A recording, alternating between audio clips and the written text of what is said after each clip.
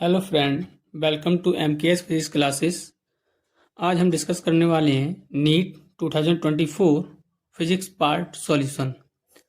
तो नीट 2024 में फिजिक्स का फर्स्ट क्वेश्चन हमारा, in an ideal transformer the turns ratio is NP upon NS equal to 1/2। The ratio VS ratio VP is equal to the symbol carry their usual meanings. तो जो हमारा relation होता है, जो transformer में जो relation होता है, वो होता है हमारा VS upon VP equal to NS upon NP। तो VS upon VP equal to हम लिखेंगे NS अपॉन NP, और यहाँ से NS अपॉन NP क्या होगा हमारा 2/1। तो हमारा ऑप्शन इज करेक्ट होगा फर्स्ट, 2:1। सेकेंड क्वेश्चन देखते हैं।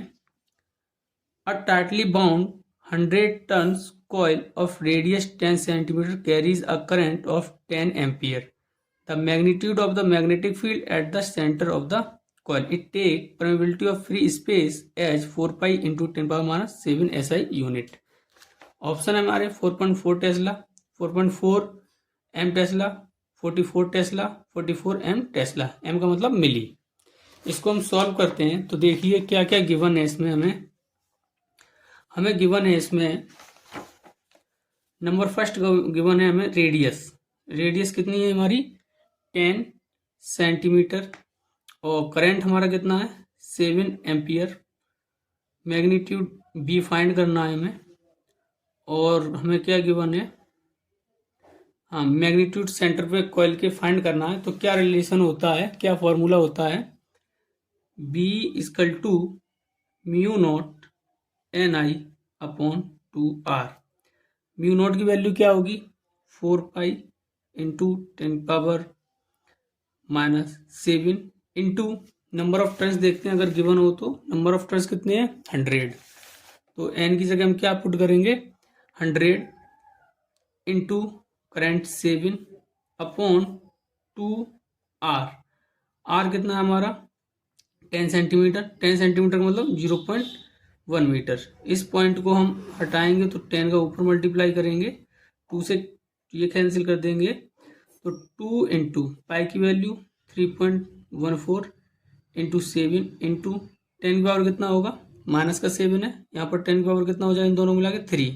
तो -7 + 4 3 कितना होगा -4। अब इसे कैलकुलेट कर लो, 82.6 इंटू 7 इंटू 10 पावर -4।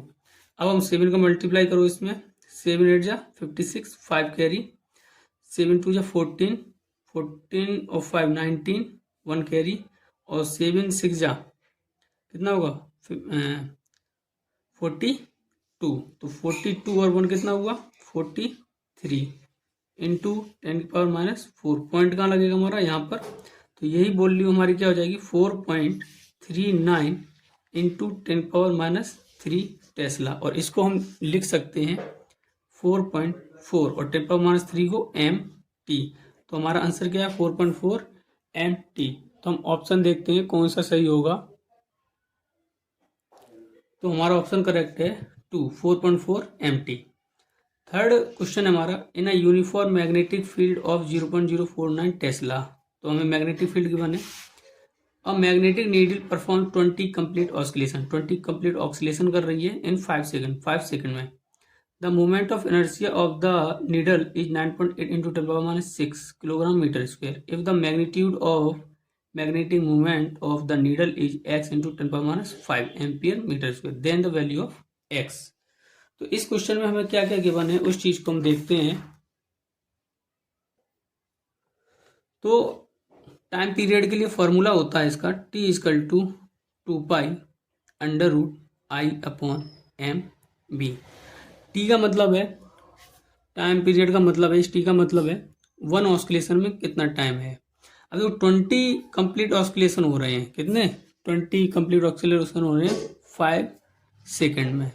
तो एक कंप्लीट ऑक्सीलेशन कितने में होगा 5/20, कहने का मतलब 1/4। तो टी की वैल्यू क्या हुई 1/4 equal to 2 into pi √I upon MB। Both side square करेंगे तो कितना हो जाएगा 1/16 equal to 4 pi square into I और आई का मतलब है मोमेंट ऑफ इनर्शिया। हमारा मोमेंट ऑफ इनर्शिया कितना गिवन है 9.8 इंटू 10⁻⁶, 9.8 इंटू 10⁻⁶। अब मैग्नेटिक मोमेंट कितना गिवन है हमारा, the magnitude of magnetic moment of the needle is x into 10⁻⁵। और बी कितना गिवन है हमें, मैग्नेटिक फील्ड 0.049। तो एक्स टर्म को इधर लेके आएंगे तो एक्स इक्वल टू क्या हो जाएगा 4π² इंटू 9.8 इंटू 10⁻⁶ अपॉन 16 इधर आएगा 16 इंटू 10⁻⁵ इंटू 0.049। तो 4 से ये कैंसिल कर दो, 4 4 जा 16, इसका पॉइंट हटाएंगे हम तो ऊपर 1000 का मल्टीप्लाई होगा, इसका हटाएंगे तो अपॉन 100 हो जाएगा और 0 से 0 कैंसिल। अब देखिए 49 है, 7 से अगर हम कैंसिल आउट कर या 49 2 जा कितना होगा 98 और 2 2 जा 4।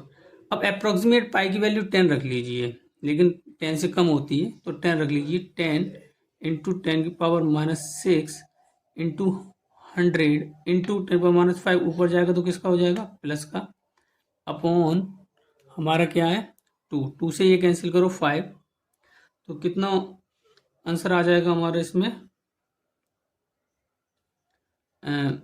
आंसर देखिए पाई स्क्वायर में ही है, पाई स्क्वायर में है तो हमने गलती कर दी, पाई स्क्वायर ना रख करके। तो यहाँ से देख लीजिए अगेन कितना बनेगा हमारा, यहाँ पर 2 है तो यहाँ क्या बनेगा पाई स्क्वायर इंटू 10⁻⁶ और 10⁻², तो कितना होगा 10⁻⁻4, ठीक है। और ये 10⁻⁵ ऊपर जाएगा तो किसका हो जाएगा प्लस का, अपॉन कितना है 2। अब यहाँ पर हम कैंसिल इनको देखेंगे तो 10 बचेगा और 10 में से 2 से 5 कैंसिल करेंगे तो हमारा 5 आ जाएगा, तो क्या बनेगा 5π²। तो हमारा आंसर कितना है 5π², तो हमारा फोर्थ ऑप्शन इज करेक्ट। अब फोर्थ क्वेश्चन देखते हैं। A thin flat circular disc of radius 4.5 cm is placed gently over the surface of water if surface tension of water is 0.07 Newton per meter. Then the exit force required to take it away from the surface is। तो इसमें हम formula लगाएंगे, तो formula हमारा क्या होगा surface tension equal to F/L। अब यहाँ पर एक सर्कुलर डिस्क है तो जो फोर्स अप्लाई होगा इस तरीके से ऐसे परपेंडिकुलर अप्लाई होगा। तो अगर इसकी रेडियस r है तो ये सर्कमफ्रेंस कितनी होगी 2πr, तो l की जगह हम क्या पुट करेंगे 2πr। तो यहाँ से एक्सिस प्रेशर क्या हो जाएगा F equal to T into 2πr। अब यहाँ पर सॉल्व कीजिए इसे। सरफेस ऑफ टेंशन कितना है हमारा 0.07 इंटू 2, पाई की वैल्यू 3.14 इंटू आर हमारा कितना है 4.5 सेंटीमीटर, 4.5 सेंटीमीटर, इसको मीटर में कन्वर्ट कर लो -2। अब इसे सॉल्व करो कितना आ जाएगा हमारा, अगर हम देखना चाहें तो देखिए 0.07 2 और 4.5 कितना हो जाएगा 90, तो हमारा 9 होगा इंटू 3.14 इंटू 10 की पावर कितना हो जाएगा -2। तो अब इसमें मल्टीप्लाई कर लीजिए, कितना हो जाएगा हमारा मल्टीप्लाई 9 7 जा 63, तो 0.63 इंटू 3.14 इंटू 10⁻²। अब इसका मल्टीप्लाई कर लेते हैं 3.14 इंटू 0.63, तो 3 चौक 12, 3 और 1 4, 3 3 9 गुणा 6 चौक 24, 6 कम 6 और 2 8 और 6 3 18, तो 2 8 8 9 8 17 9 1, पॉइंट कितने बाद 4 डिजिट बाद 1 2 3 4 1.9 इंटू कितना होगा 10⁻², न्यूटन। अगर हम इसको इस साइड में ले आएंगे तो हमारा कितना हो जाएगा 19 इंटू 10⁻³ न्यूटन। अगर हम 10⁻³ को हटाएंगे तो हम लिखेंगे 19 मिली न्यूटन, तो हमारा ऑप्शन ये करेक्ट हो जाएगा 19.8 मिली न्यूटन, क्योंकि इस सॉल्यूशन में पाई की वैल्यू 22/7 रखी गई थी, लेकिन हमने पाई की वैल्यू क्या रखी थी 3.14, इसलिए हमारा 19 ही आ रहा था, तो ऑप्शन 4 हमारा करेक्ट है। अब क्वेश्चन नंबर हम 5 देखते हैं इसका।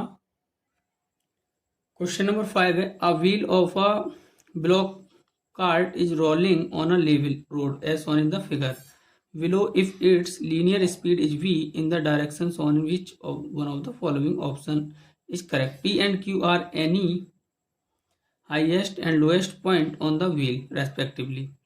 अब हमें इसमें देखना है point P moves faster than point Q, जो P पर जो स्पीड है वो Q से ज्यादा। Both the point, second option है, both the point P and Q move with equal speed. P और Q पॉइंट पर स्पीड क्या है, इक्वल है। Point P has zero speed, P की स्पीड क्या है, zero. Point P move slower than point Q। तो देखो यहाँ पर जो सेंटर ऑफ मास की जो स्पीड होगी वो हर पार्टिकल की स्पीड सेम होगी, सेंटर ऑफ मास के इक्वल। अगर P पर एक पार्टिकल लेते हैं तो सेंटर ऑफ मास इस तरीके से मूव कर रहा है ये, तो सेंटर ऑफ मास इस तरीके से मूव कर रहा है, तो P का जो पार्टिकल होगा वो इस तरीके से मूव करेगा।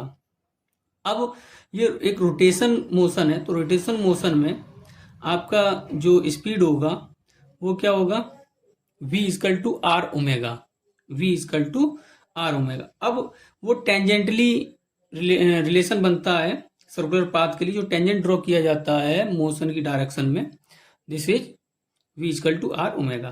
तो v equal to R omega की डायरेक्शन इधर होगी, तो यहाँ पर देखो v की डायरेक्शन और आर ओमेगा की डायरेक्शन क्या है, सेम। ठीक है, यहाँ पर क्या होगा, v की डायरेक्शन इधर, अच्छा q पर देखते हैं, तो v की डायरेक्शन ये होगी सेंटर ऑफ मास की, तो q पार्टिकल की भी यही होगी v, लेकिन जो आर ओमेगा होगा इसके टेंजेंट होगा, क्योंकि ये इस तरीके से रोल हो रहा है, तो वी आर की डायरेक्शन इधर होगी।